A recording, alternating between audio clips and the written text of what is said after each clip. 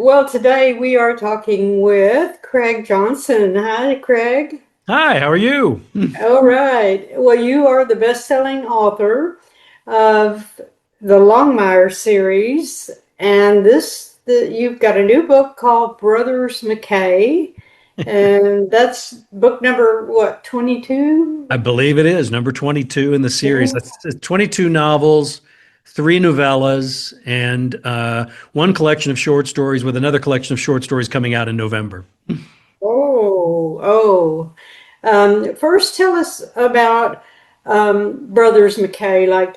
Uh, what is the sheriff in trouble for this time, or what's his case? I like how you put that. How the sheriff's in trouble, not somebody else. Sheriff. Yeah, no, I mean that's kind of the fun thing about using a sheriff as a protagonist like that. And I remember since Doris, since you're in Texas, you'll love this story like that. I actually got asked to come down and do the Sheriff Deputies Association banquet there in Texas, and it was really kind of funny like that because I mean here in Wyoming. We're not quite as large as Texas, but we're pretty sizable like that. And we have 23 counties. In the entire state of Wyoming, we have 23 counties, like that, which means some of our counties are actually the size of Maryland, for goodness sake. I mean, they're huge, huge counties. And so they told me like that I was coming down to Texas, like to do this talk.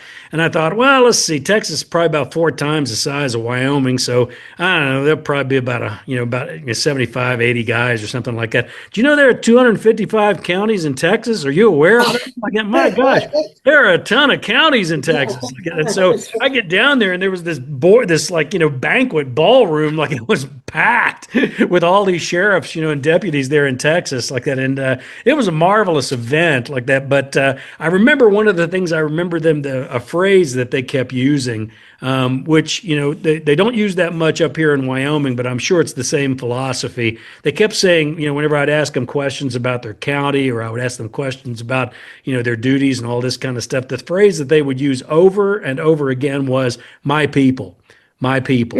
And, Yeah, right. I think that there's something to be said for that in the sense that, being a sheriff is a very, very different form of law enforcement than any other type of law enforcement like that, because there's a sacred bond that kind of goes along, with the people of your community because they vote for you. They give you, probably the most sacred thing that they have in our democracy, their vote. And so, people that would never walk into a police, department office in their entire lives will march right into a sheriff's department like that and pound on the desk and say, hey, this guy's putting up a fence over here next to my ranch and it's like 3 feet over the line and you need to do something about this like that because they voted for this guy. And so he owes them and has to be answerable to them like that. And so, the Brothers McKay is kind of, definitely a response, to that like that. I mean, it's in county and Walt's dealing with a lot of things, within the county. And, I guess it's kind of funny like that because, the biggest thing about it, I think the very first line in the book is that it was not so much that anybody in the county would be surprised that Pepper McKay was dead or perhaps even murdered like that, but the fact that he had lived as long as he had without somebody having done it, before now, and that kind of puts Walt in a position where he knows the county, he knows the people so extraordinarily well that it makes for a really kind of a tough situation like that. I think I don't know, it's something like about I don't know 3 or 4 chapters into the book. There's one guy like that he is like a spot on suspect as a murderer like that because he actually killed 3 guys trying to get his tire chains back up in the mountains in an elk hunt. And, they took his his chains, rather, his truck chains and wouldn't give them back to him. And there was a blizzard coming in like that. Well, he was dismissed, as a reasonable homicide like that they were trying to take his chains, and he had to kill him to get them back. He was going to die if he didn't get those things back. But it's kind of funny like that because the first time that Walt's talking to him, one of the first things he asks him, like he says, well, where were, he says, he says, somebody killed Pepper McKay. Like, and he says, well, that's the best news I've heard all day. And he's like, he says, well, now, Right. I mean, you might not want to say that, and he's like, well, how did they kill him? And he says, well, they hit him in the head with a rock. And he says, well, that sounds downright biblical, for goodness sake. This story just keeps getting better and better. And Walt's like, well, where were you on Tuesday the 12th? And he goes, well, hell, I was out picking out a rock. Where do you think I was? Like, and so, it kind of makes for a lot of layers, for Walt to have to Yeah. work his way through like that, which is kind of enjoyable. And So, I'm glad to see that you have some beloved continuing characters in this book. oh yeah, absolutely. I mean, whenever I get back into Absaroka County, it's chocked, with all of these interesting characters. Like, I mean, you go through the list. I mean, there's like the first one, of course, would be Vic Moretti, like that, who's Walt's Yes. undersheriff, like that, who's the transplant from Philadelphia, and her view, on the West and especially the Northern Rockies West, is very, very different from the local view. Like, and so she gets the opportunity to ask questions and be involved in the investigation, maybe in ways that maybe Walt wouldn't have seen, the investigation. Of course, Henry Standing Bear is Yes. there, like that, who's a wonderful, adjunct, to Walt, because he gets to give us, that native philosophy and that native insight as to what it is that's going on, because there is one particular character who's involved and possibly, very much a suspect, who has native blood like that. And so it's interesting to see how Henry approaches, the investigation from that process. Lucian Connolly, who is the old sheriff that knows all of these old stories like that maybe Walt isn't aware of like that. So, whenever Walt goes in to play chess with him at the home for assisted living, on Tuesday nights like that, he gets the lowdown, on stories that he may not have known because they were before his time. And then of course, then there's Ruby, the dispatcher, like that, who kind of juggles, all of the balls, like at keeping them in the air. So it is kind of like old home week as far as like, getting back into the county. Well, well, and it is set in Wyoming and in a real small town, and you actually live in a real small town. I do. I actually live in a town smaller than Waltz. Like when you get right down to it, the nearest town to my ranch, where I'm speaking to you from now, like it has a population of 25, and it bumped up 26 a year ago when they replaced the signs. But it's a very suspect 26 like that. And I remember capturing the governor at an event and putting him up against the wall and saying, like, hey, do you get more money from the federal government if you have enough towns that have an uptick, in population? He was like, I can't answer that question, Craig. And I said, that's all right. You just did. Don't worry about it. Well, But yeah, yeah. Walt's Town is kind of based off of Buffalo, which is about 20 miles away here in Johnson County. And Mhm. it actually turned out to be, when I started thinking about how to write the books, with a population of about 4,000, it was actually too big. And what I did was I decided I wanted to do, a fictitious county with an even smaller county seat, just simply because at that point in time, I didn't want Walt to have to wrestle with the fact that there would be a municipal police force and have to divvy up the activities. So what I did was kind of cut the size of the town down to about half that. And then Walt was pretty much in charge of everything in the whole county. I mean, he in the first book, he's actually helping put up Christmas lights, on the main street, there and the light poles like that. So there really isn't anything that he's not involved with. And well, your books have sold millions of copies, and you have this hit television series, and it ran for years. What do you believe your readers are hungering for, or what has made you so successful? Well, I think the best, piece of advice I ever got is that every writer should be like a cop. If everybody's running in this direction, you need to be running in the other direction like that. And so I kind of took a hard look at, the world of crime fiction here about, 25 years ago. And I thought to myself, boy, everything is all urban. It's all, noirish, dark, Mhm. and everybody's like, some kind of expert homicide investigator, and nowadays it's kind of been taking place now to where all the character, all these like SEAL Team 6 or Delta, Rangers, Yes. all these, guys like it. And I thought to myself, I thought, that's interesting like that, but I don't know how many of those guys are out there solving crime. They're more involved in like a lot of international kind of situations and everything. And so I just thought, well, what if you did the sheriff of the least populated county in the least populated state like that? That would kind of make for something that would be maybe a little bit more relatable, to a lot of people. Mhm. And I thought, okay, Right. well, if Walt's got that going for him like that, then maybe that's my guy. And then I started developing the character of Walt Longmire. And, I thought, okay, I'm going to have to go up against an awful lot of the stereotypes that, people tend to have about rural sheriffing. And I don't know, I don't know if you remember all of those old, Dodge commercials with Hmm. the fat sheriff, who wore the mirror glasses, and the great big huge cowboy hat, and had this like, big wheel gun on the side, there and all this stuff. And I thought, Walt's going to be a different, breed of cat. He's going to be a different kind of guy than that stereotype like that. One of all the things, I mean, he does have military training. He was a Marine investigator in Vietnam, like that, and so that's where he kind of cut his teeth, as a investigator. Like that, he was an offensive lineman for USC when they won a Rose Bowl, and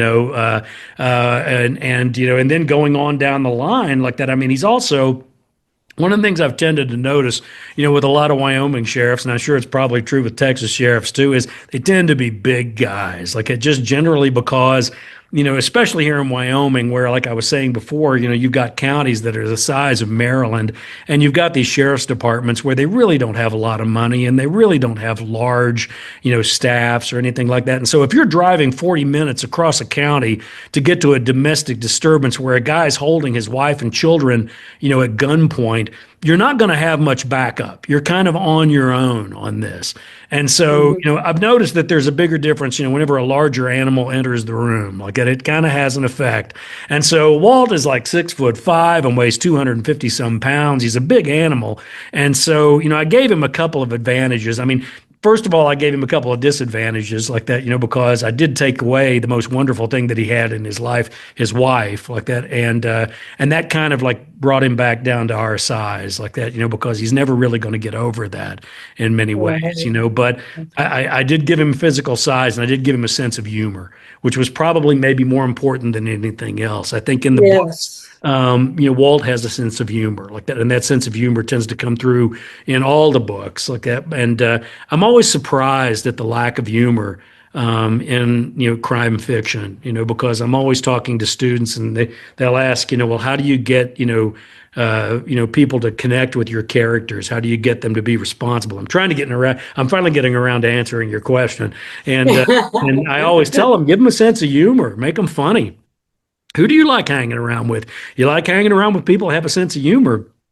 Inevitably, their next statement is, "Yeah, but what if I don't have a sense of humor?" And then I'm like, "Well, you're kind of in trouble then now." But I mean, that's the wonderful thing about writing is that you can go back and think about what it is you would have said or what you would have done. Like that, we have that opportunity. It's called the rewrite. And I think that a lot of times, one of the reasons why it is that Walt is as successful as he is that he's very human. He's not perfect. Right. He makes a lot of mistakes, and he does the wrong thing a lot of times like that, but he does it for the right reasons. And then he's smart. He's extraordinarily smart. He reads everything and he remembers everything like that. And then I gave him a Yes. sense of humor, and it seems And, to resonate, with readers. well, and when you say he reads everything, you have echoes of this in this book. You have echoes of the brothers Karamazov, inspired by the 19th century Russian author Dostoevsky. Dostoevsky, yes. Yeah. I mean, what inspired you to work that into the story? classic literature into a modern day Western. Well, it's not the first time that I've done it. I've actually done it a couple of times now. I think the interesting thing is that I think sometimes readers tend to forget that when they pick up your book, they're reading it, for what, like a couple of days or a week or so or something like that. The writer is working on that book for the better part of a year.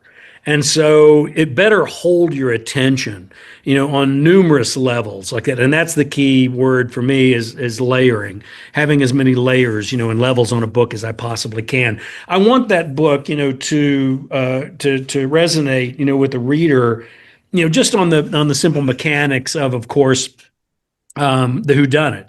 That they're reading it like for the plot, basically, to see what's going to happen, within this plot, and and going through the pages, like and all of this.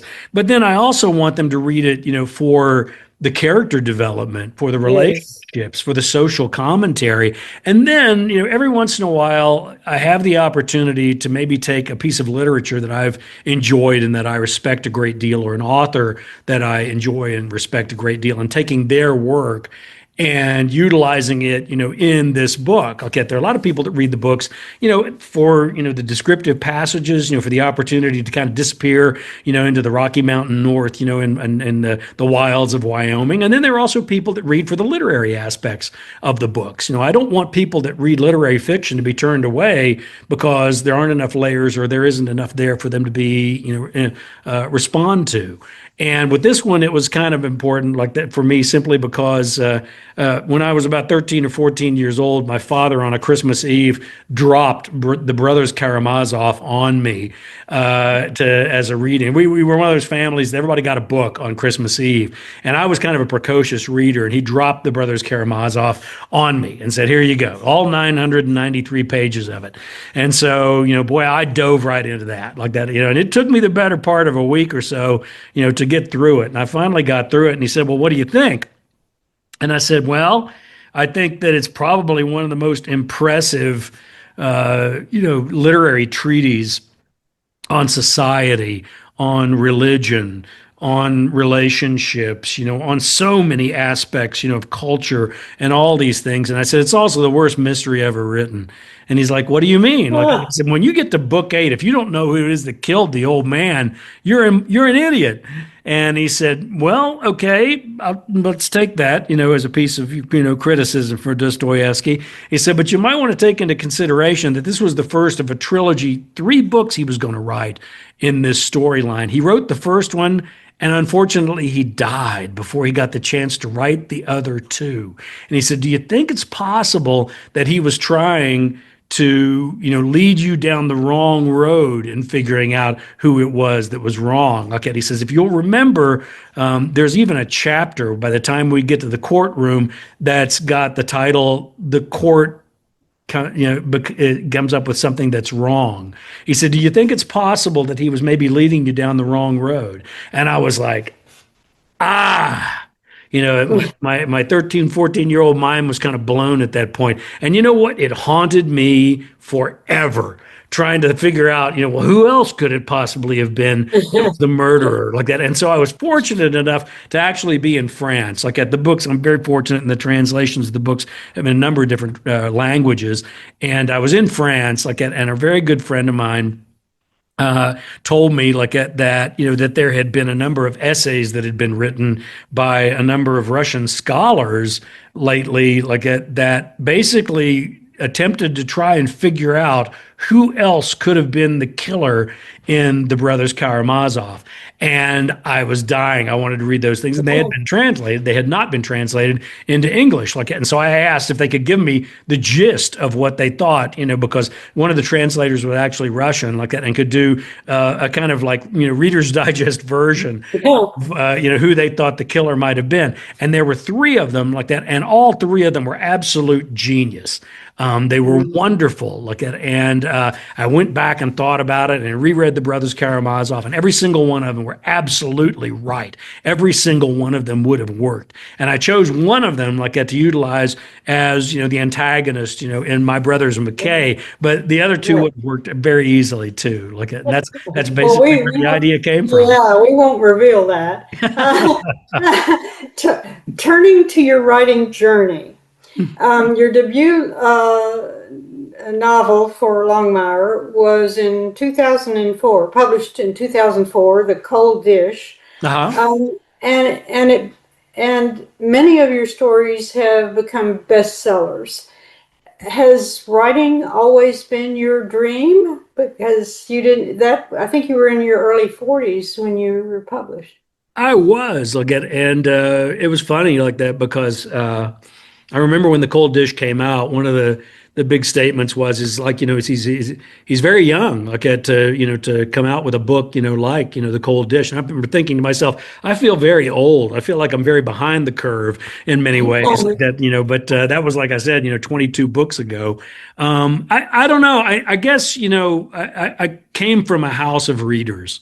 Our idea of hell in my family was to be, caught somewhere without a book. Even today, even with, computers and electronic readers and all this kind of stuff, I still carry books with me like that because I don't want to get stuck somewhere, without a book. I'll have a couple of books with me as I'm doing this 24 city tour coming up, on May 26th.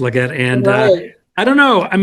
There were stacks of books everywhere in the house, and so for me, I think it kind of came from reading. I really enjoyed the reading so much.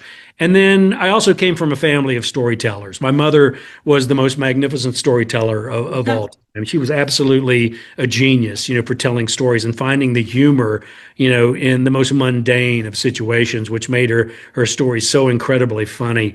And a lot of times, I don't even know if she thought she was funny, which made it twice as funny. So I think, it was a challenge, to be the worst storyteller in my family, which I was, and to try and find a different way of telling stories like that. And I thought, okay, well, if you can't tell them, maybe you can write them. And so that's when I sat down and started writing like that. And, I actually had an education, in writing like that and just kind of developing it all on my own. But, as well as I do, Doris, that wanting to be a writer is kind of like wanting to be an astronaut. The odds against you are so great. Don't tell anybody. Just keep it to yourself. I've got some questions about that. And finally I did. I finally broke down and wrote a novel, and that novel was The Cold Dish. Right. Well, you masterfully reveal the relationships between your characters through heavy dialogue. Mm-hmm. And how do you achieve that? How did you learn to do that? You write, you even rarely say he said, she said. Because do you think that requires a lot of faith in your reader, that reader will be able to follow along like the conversation? Yeah, absolutely. I do. I give the reader a lot of credit like that, because whenever I walk into one of those bookstores, I'll be honest with you, I don't think that I'm the smartest guy in that room. And so I think that, sometimes it takes people a little bit of a while to pick up the cadence, to pick up the rhythm, of the dialogue usage that I have. But I'll tell you who gave me that was there's a fella by the name of George Guidall, who's won so many Audis. He's like the king of audiobooks, and I got him through Tony Hillerman. I was talking with Tony Hillerman one day at the very beginning of my career, and they were at that point in time, going over who it was that they were going to get, to do the audiobook, because the audiobook for The Cold Dish did not come out at the same time as the book. I don't know if anybody thought that, this author from a town of 25 was going to work out, but as well it did. And so anyway, that was, going through with audiobooks, trying to figure out who the reader was going to be. And Tony Hillerman said, see if you can get George Guidall. He's marvelous. See if you can get George. And so I got George, and I remember the first conversation that I had with George. He said, look, you can try that I'm just an old cowboy routine. He says, but I've read your book and I know you've got an education. So you better tell me. He said, where did you, he said, where does all of your writing come from? Like that. And I said, well, I've got an education in literary fiction like that. And I said, but I've also got a degree in playwriting. And he said, I knew it. And I said, how did you know? Like, and he said, you never use those phrases, those tag phrases. He said, she said. And he said, you know what? When I'm like, doing a recording of a book, he said, I, treat it as if it's a performance. This is a performance. He says, it's something that I could climb up on the stage, and I could stand there, at the podium and I could deliver this book as if, it were a movie or a play or something. And he said, one of the key elements that breaks that up, he says, is whenever I'm reading somebody's book and it's a man and a woman in a room, and he said, it is he said, she said, he said, she said. Well, there are only two of them in the room, so we can probably figure that out pretty quick, okay? And he said, you never use those tag phrases. And he says, that's what's so wonderful about it, because, that stream of consciousness with those characters, I can just talk.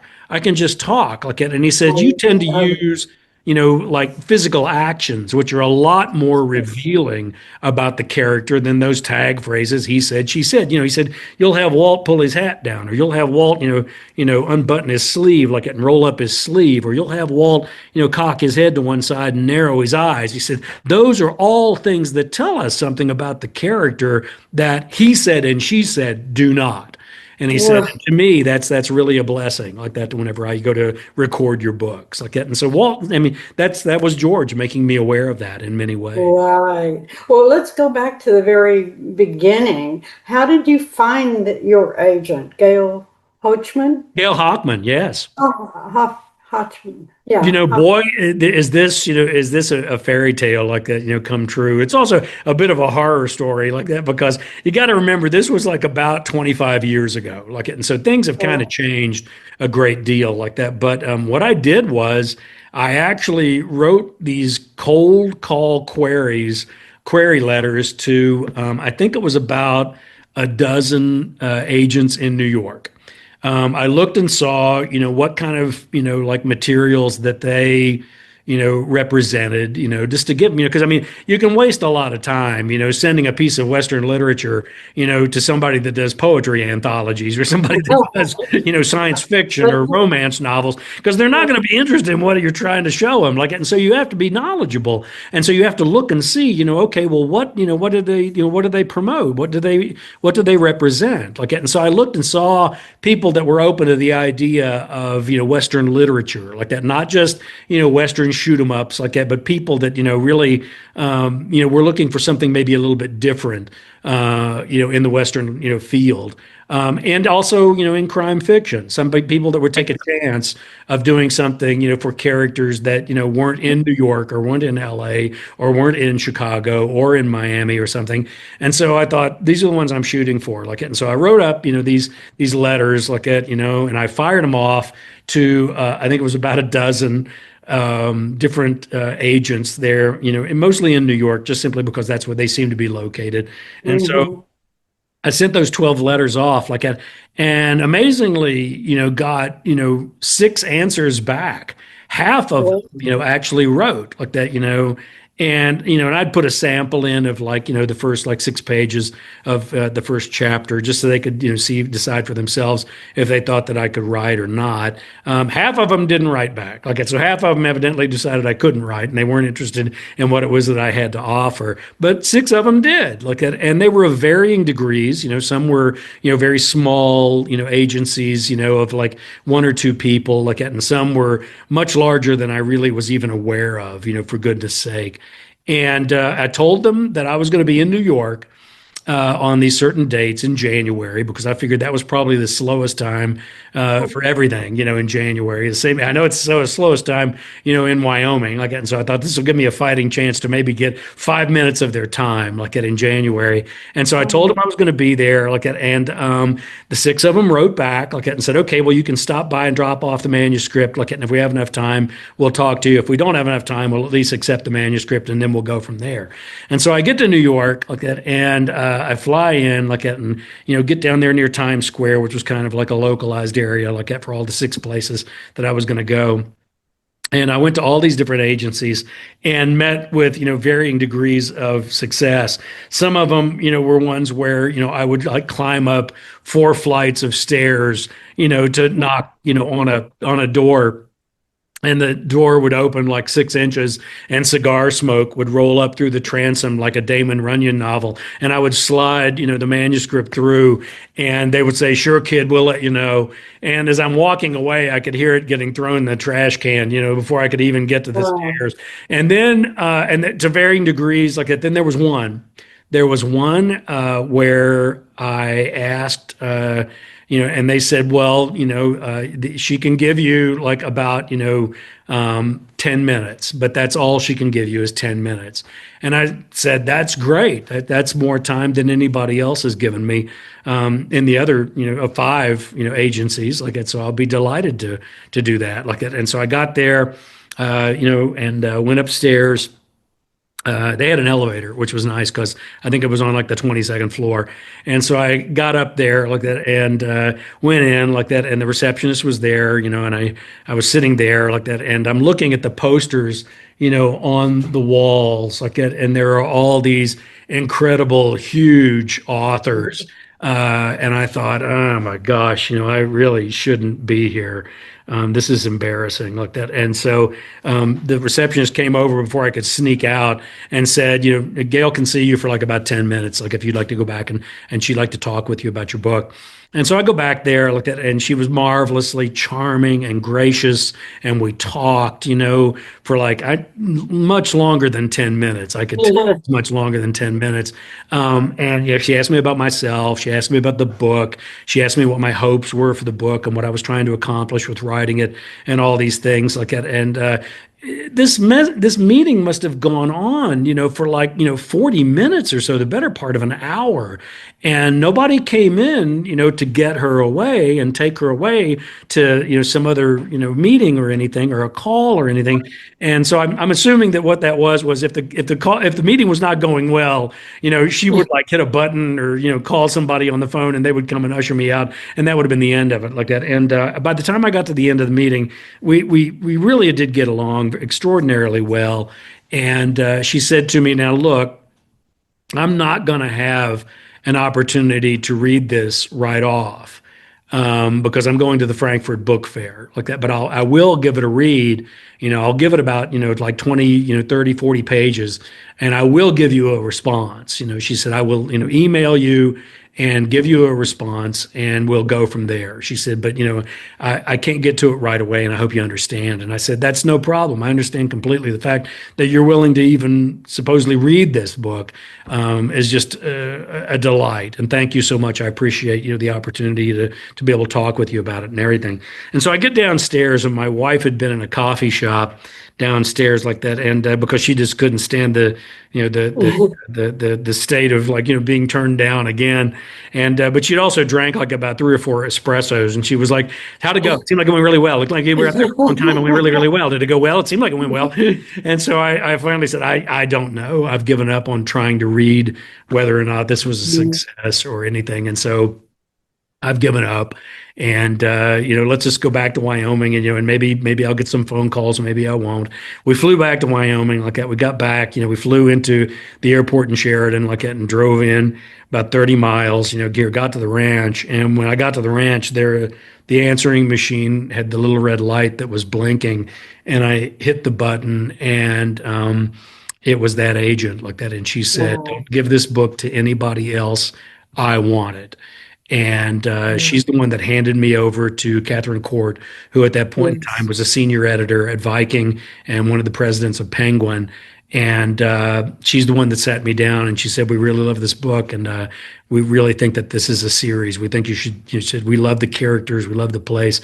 You should seriously think about doing this as a series." Like, and that's how the series with Walt Well, Longmire was wow.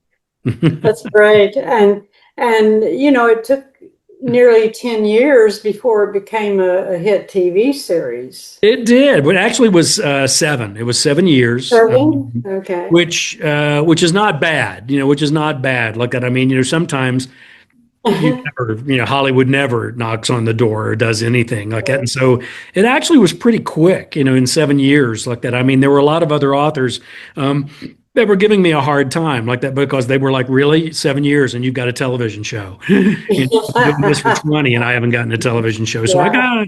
got, and then there weren't that many out there at that point in time. Lee Child, had been picked up, Yeah. mostly for the movies. He had the two or three movies, with Tom Cruise like that. And then, of course, Michael Connelly had the Bosch series that had started up, but that was pretty much it. There really weren't very many TV shows or movies based off of series books like that. And so I was kind of, out there in the swinging in the wind like that, as far as I was concerned. And I do remember asking, both Lee and Michael, like, okay, well, how do you do this? And what did you do? And how much were you involved, in all these different things? And they were extraordinarily helpful, in giving me, some advice.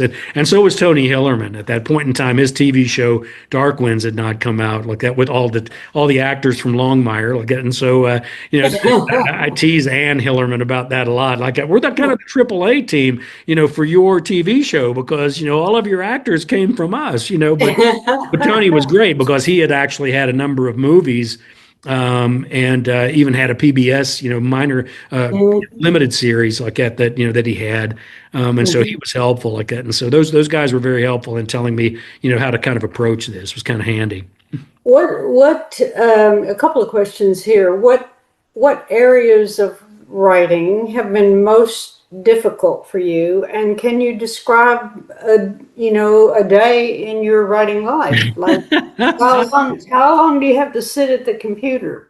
Oh, well, the first, I'll answer the latter part first. Like, I'm kind of a blue collar working class guy. Like, and I mean, I've driven trucks, I've worked, construction like that. I've rodeoed, I've done all that stuff. Like, and very rarely, like that in construction, do you get to like stand there and look at the 2.5 tons of rock and go, I'm not feeling moving the rock today. I think, generally, you get in there with that shovel and you start moving the rock. The feelings will all come to you like that. All of the odds will suddenly come to fruition for you like that, and you'll be able to get that rock moved.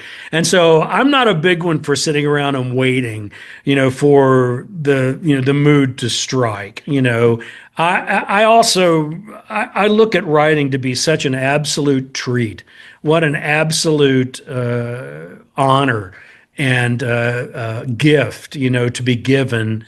You were asking earlier, like that. One of the questions kind of hinted towards the fact of like, well, why did you want to write? When you wrote that first book, and I think the only accomplishment that I wanted to get to was I wanted to be able to write well enough that I could sell enough books to where it is that I could continue writing because I love the act of writing so much and enjoy it so much like that I'm usually chomping at the bit every day to get back in there, up there in my loft and be able to sit down at my desk, like looking out my window at the North pasture, under the Bighorn Mountains, and to sit there and go right back in to Absaroka County. It's a joy, for me every single day. I like to think that the reason that readers enjoy reading my books is the same reason I enjoy writing those books. I love those characters. I love that place. I can't wait to see where it is they're going to go or what's going to happen,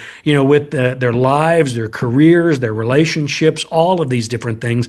And then, the ability to try and do something different with every book. I mean, I don't want to write the cold dish, over and over and over again. And, there's a certain amount, of readers that do want that. They want a regular, there goes the cat coming down the stairs. Like it. Anyway, she'd probably come down from her nap now to go hunt mice. But anyway, like that, for me, the joy of this is to try and do something different, with each book. And that to me is kind of important. And now I've kind of lost the thread. What was the first part of the question? Well, Which how was, many hours a day do you write? And also, I'm really interested to know how much quiet time do you need? Because oh, you live in a very quiet town. Yeah, yeah. I'll sit down and I'll write a good 8 hours a day if given the opportunity.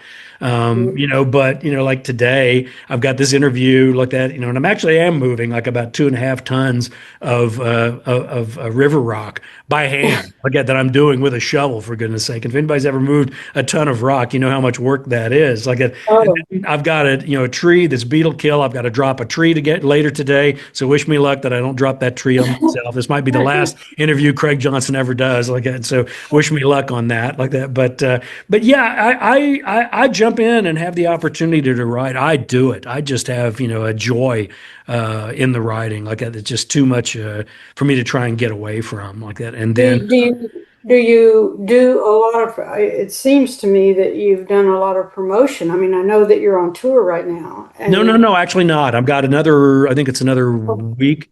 A week and a half, I think, before. The uh-huh. 26th is when I start the tour. So I'm still here at Oh, home at the ranch right now. okay, okay.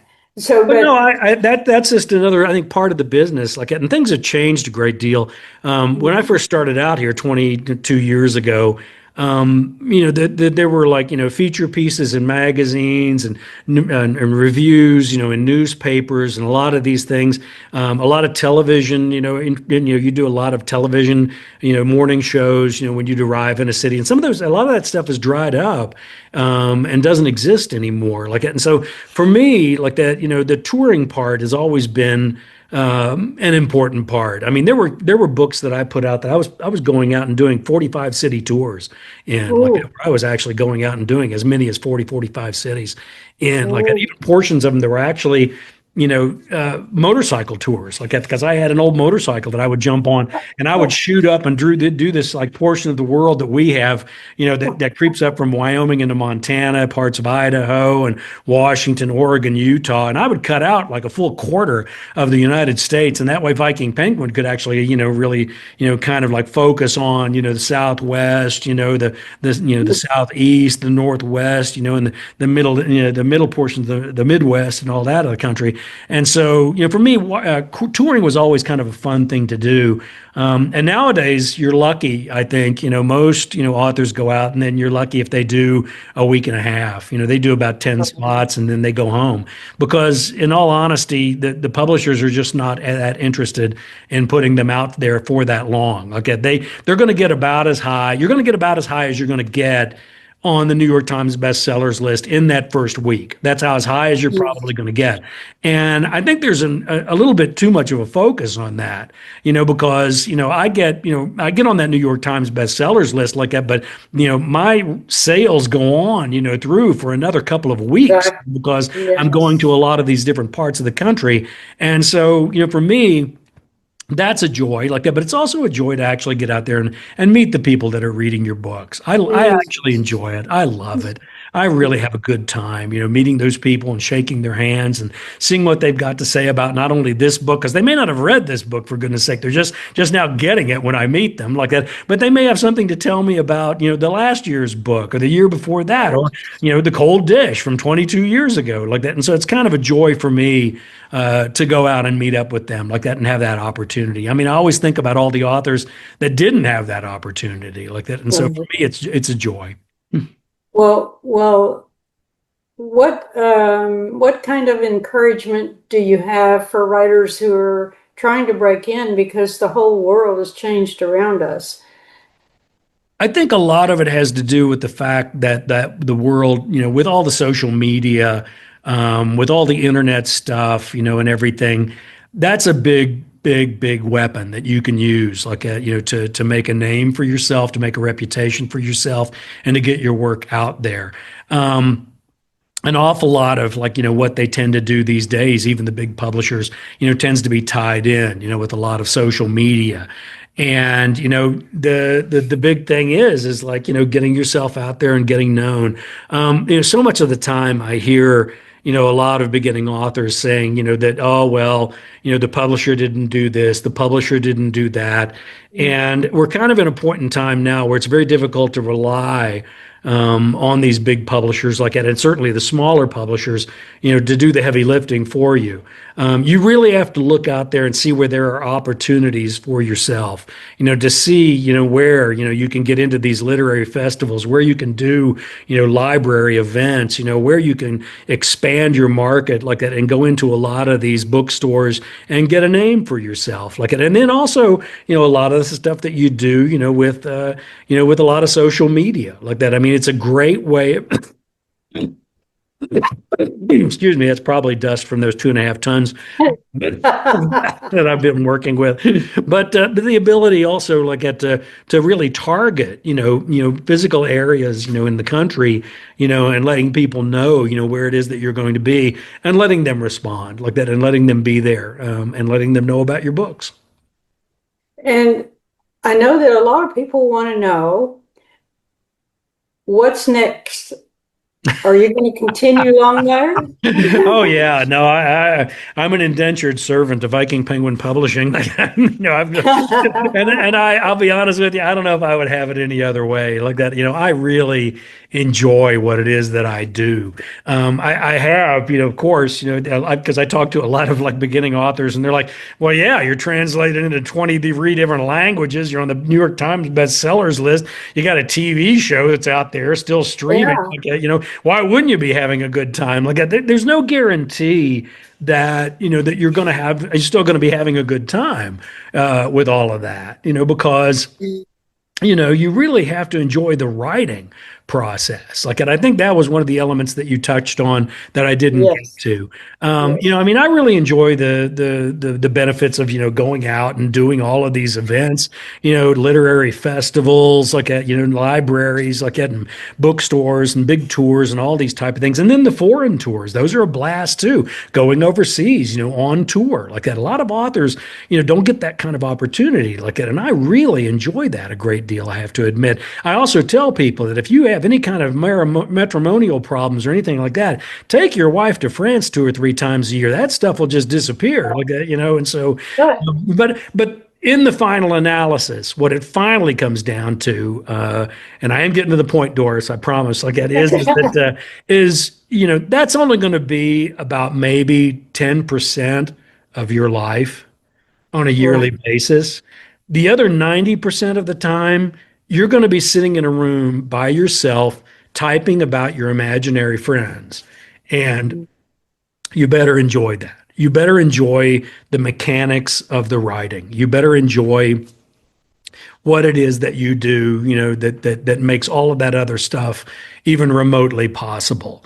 The writing has to be the key element, and challenging yourself and trying to do different things like, with the writing, not trying to just do the same formula, over and over and over again, allowing your characters, to grow and to develop, and the relationships that they have, with those ensembles of character. I mean, I can understand when somebody writes a book like it and there's one character that they write about and that's it, just the one character. And then the ensemble changes, with every single book because they change location with every single book. But, I'm talking about the least populated county in the least populated state. Like, so I'm going to have an ensemble of characters like that are going to go all the way back to that very first book. And, there are people that are going to want, those same characters in the same place, book after book after book like that. But I can't do that. I have to like expand that market a little bit and have to, be realistic about it, because I mean, how many people can I actually kill in the least populated county in Wyoming, before it kind of gets stupid, and so I kind of have to take Walt, up into Montana, over in South Dakota, up on the Northern Cheyenne and Crow reservations, like over into Philadelphia, back in time to Vietnam, back in 1963, or, somewhere in Arizona in 1963, like that, I mean, all of these things are opportunities to expand those characters and do something different with them and actually, allow those characters to grow, in the reader's mind, rather than just go doing the same thing over and over and over again. There was a very popular, very, very, very popular author who's like had some enormous success, in a television show, who was telling me that they had gone into 3 different death spirals, with their publishing their books, where they had the remarkable success at the beginning but they, were basically doing the same thing over and over and over again. And after a couple of years, the sales of their books nosedived. And after a while, even with the opportunity of having a television show or something or a movie, if the book sales aren't there, then the publishers are not going to, they're not going to retain you for very long. And they had gone through 3 of these cycles, of like losing publishers. And, boy, I thought to myself, boy, I'm really kind of glad that I'm with a literary press, like Viking Penguin, that'll stand beside me and allow me to experiment and do different things and not require me to fit some kind of formula as far as these murder mysteries are concerned. They can be something different, sometimes very, very different from, what would be normally, within, a series of books. So, but Longmire will always remain. Oh Somehow. yeah, I mean, if I killed Walt, I'm afraid they would show up out here at the ranch, with pitchforks, and I would be in deep, deep trouble like that. And you know what? I don't know. Somebody asked me about that. They were like, well, I mean, even Arthur Conan Doyle got finally so tired of Sherlock Holmes that he threw him off the Rhinebeck, falls. Are you ever going to get to that point? And my statement about that was, well, first of all, my character is not a cocaine addicted sociopath. Like, Walt's actually a great guy with a great sense of humor and a great moral code. And I really enjoy the time that I spend with him. So to be honest, no, I don't ever see, I mean, never say never, because also on that same level, I mean, I just, finished the book for, a year from now that's not due until November. And I'm turning it in, like already turned it in 6 months early, which kind of speaks to the fact that I'm having such a good time writing books. Again, I mean, when you turn a book in, the publishers don't even know what to do when you turn a book in 6 months early. They're like, done? Really? Like, and I'm like, yeah, here it is. I got another one I got to work on. And then I've also got, some also standalone pieces that I'm working on too that I want to be able to have the time for. But yeah, there's got to be a point in time in these books, if you're going to be writing them and you're going to be honest about it, where you're going to have to come to a moment in every one of those books where you're going to look at yourself and you're going to look at that book and you're going to think to yourself, you know what? I don't know if he's going to make it or not. This is a moment here. If you're going to play fair, and you're going to take them and the stakes are going to be so high with every single book, there's got to be that one instance in that book where you think to yourself, you know what, this might be it.